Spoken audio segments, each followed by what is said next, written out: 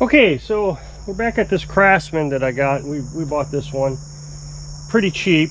I think it was $100 is what we got it for. And I tell you, this was a excellent purchase.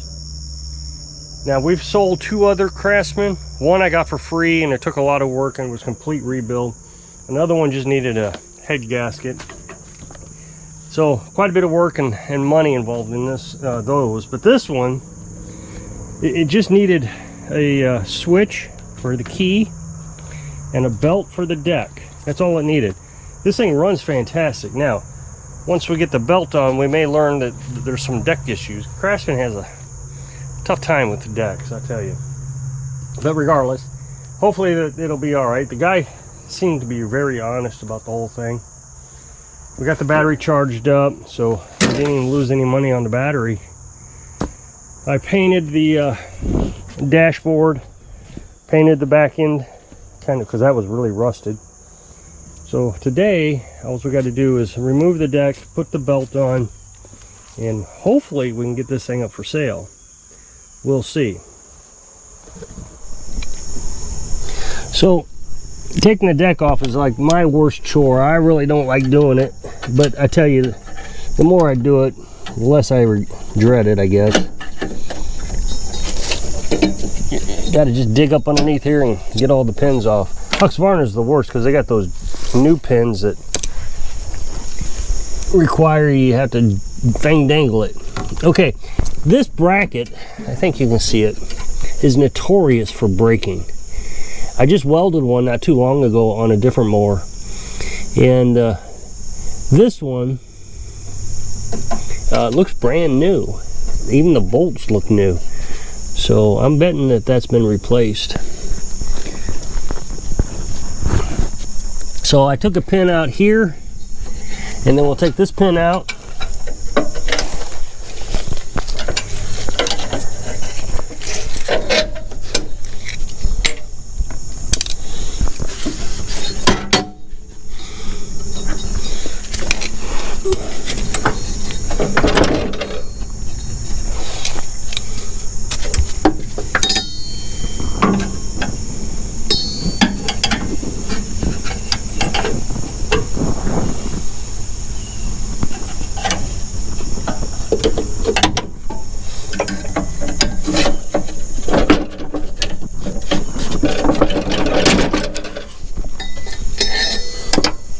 I've got a cotter pin on this one. I don't know if I got any pins I can replace it with. I would prefer to have one of these types of pins in it.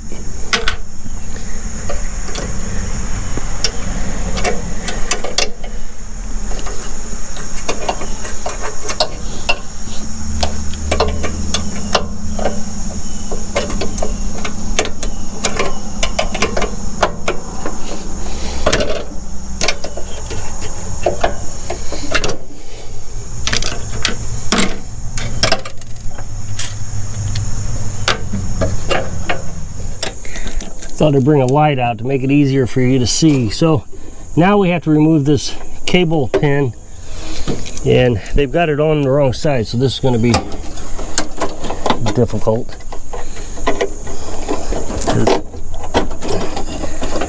At least it was an easy one to pull out. And then this comes up out of its holder.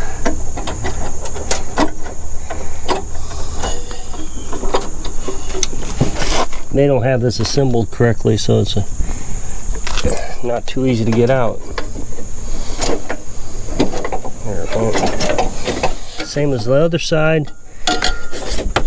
I got it on the wrong side too. Makes it more difficult to get off. You have nothing to grab onto.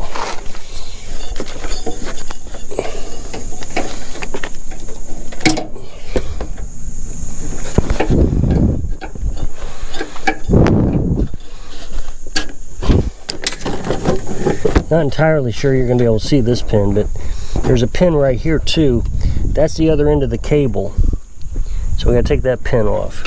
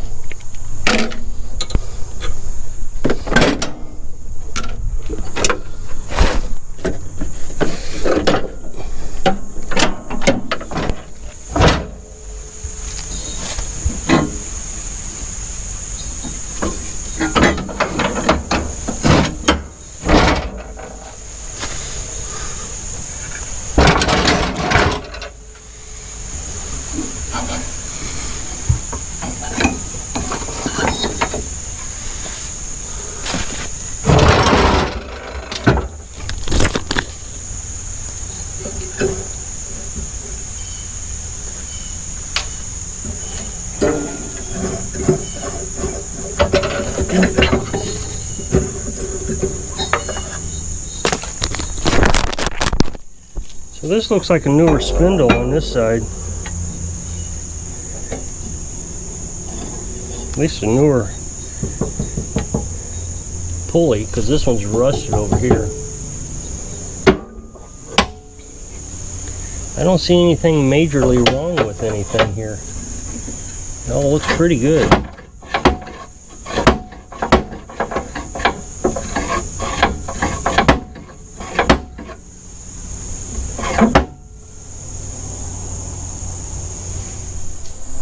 So this deck has to be the best looking Craftsman deck I've ever seen.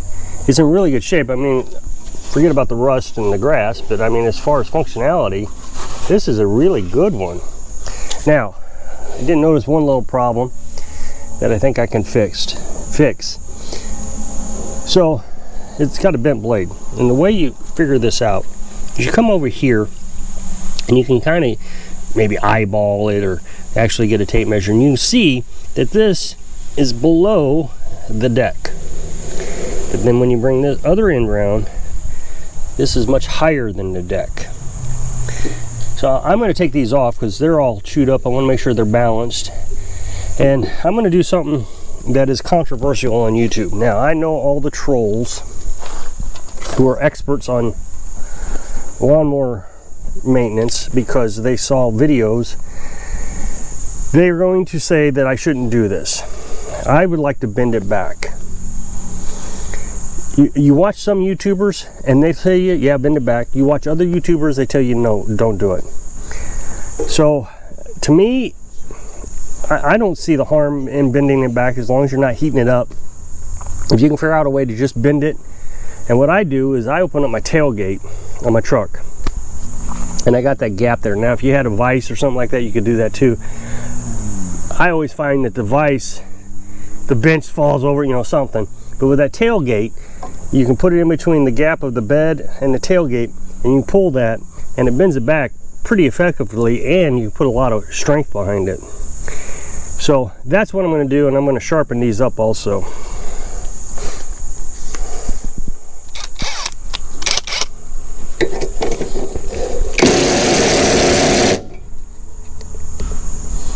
Have to turn the power up on my torque wrench, I guess. That worked.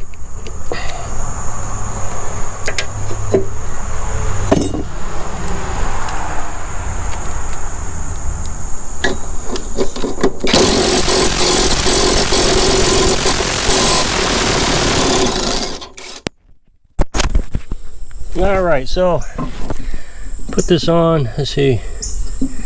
Make sure I got it going on the correct way. And now we're going to turn it. See.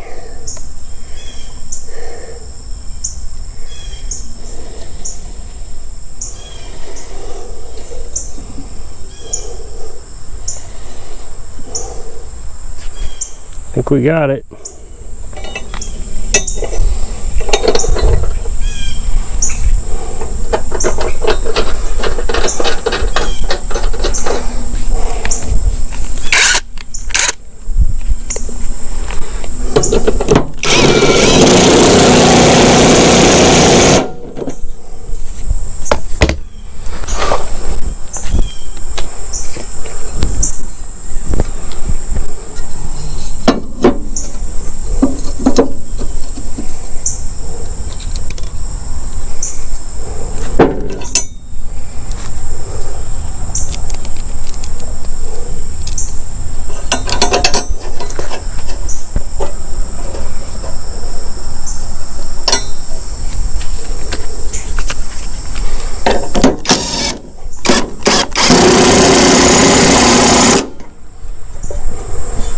Got some bad news. Well, at least for me. Maybe not for you, but for me. So I thought the belt was coming UPS. It's coming USPS, United States Postal Service. So I didn't get the belt today when the man arrived. Even though it said it was coming today, it's not coming today. And it doesn't say when it's going to come. So I thought maybe I had a belt that I could use, but this one's extremely too big. It's for a 42-inch lawnmower, but it's a John Deere, so I guess it just doesn't match up. So I guess we'll just wait. That being said, I found a break in this spindle. I told you that spindle was new, but this spindle it had a little crack in it, and it was moving just a tick. So I went ahead and welded this thing, and it's not a pretty weld, I know, but it made it a lot more solid. So without getting into the technicals of welding, because I'm just not that smart at it, first thing I want to mention is, yeah, I kind of melted it into the bolt a little, or welded into the bolt a little bit. That is not the correct bolt. So when they have to replace this ever, they will have to take this bolt off anyways and put the correct bolt in. It's supposed to go in from the top. This one has a nut on the top and a bolt on the bottom. You know how it's just wrong. So they must have lost it and replaced it. So I actually went ahead and tacked it onto the bolt a little bit to kind of give them a little bit more strength. Now I didn't tack it on the sides, and the reason I didn't do that is, one, well, because I didn't want to weld vertically and I didn't want to stand this up, and two, I was concerned that I would end up welding it onto the deck itself. So I just welded it on the top, and I'm telling you, me putting it on that washer made all the difference in the world. Now, without getting into technicalities of welding and welding sticks too terribly bad, because I'm not that good at it, I don't want to act like I'm some sort of expert, is I'm using what's called a 60-13 welding stick. And I've got two different sizes. I got a 1/16 and a 3/32. The 3/32 is a bigger welding rod, and it requires more amps to weld. Well, I didn't want to put a lot of amps to this because I was afraid this thin metal would just blast right through it. So I got the smaller welding rod and I put 20 amps to it, and it just would not work. It just wouldn't do it. So I got the bigger welding rod. I went 30 amps and it did fine. So it defies the logic that I understand about welding. I should have been able to use that smaller stick and it would have been fine, but maybe I just wasn't getting penetration. I mean, it actually blew out over here on the side with that smaller stick, and it also blew out the washer a little bit. So I mean, 20 amps, I mean, it was basically nothing. But I put that larger stick with more amps and it worked perfect. So, you know, I guess it doesn't all, you know, I guess this is more of an art form than a science, and I'm more into science than I am to art. So I'll just keep playing with it until I figure it out. But anyway, the point is I think I saved myself $30 on this. And the way I see it is, if somebody buys it and they hit a rock, it's going to break anyways. I mean, you shouldn't be hitting rocks. People hit rocks all the time, they break, and then they can't figure out why it's a piece of junk. You know, I did a lawnmower a while back. It was a $6,000 Cub Cadet, and the blades were destroyed on it. I took the blades off and they were off balance terribly bad. So somebody was sharpening them and not balancing them. But the belt kept coming off, and so I kept looking and kept looking, and I noticed there was a huge crack right on the deck itself. This is before I had a welder. $6,000 machine, and he was out there mowing rocks. It was obvious. I mean, he denied it, but how could you not have known? I mean, you're hitting things that is damaging the blade, throwing the blades off balance, and you got this big crack. Well, the crack could have been because his blades were so off balance. I mean, they were so off balance, I've never seen it that bad before. So don't hit rocks. If you don't hit rocks, you won't break your equipment. So if you click this up next box, it'll take you to a video where I was working on something. So I hope I can inspire you. Don't hit rocks when you're living your dreams. Thanks for watching.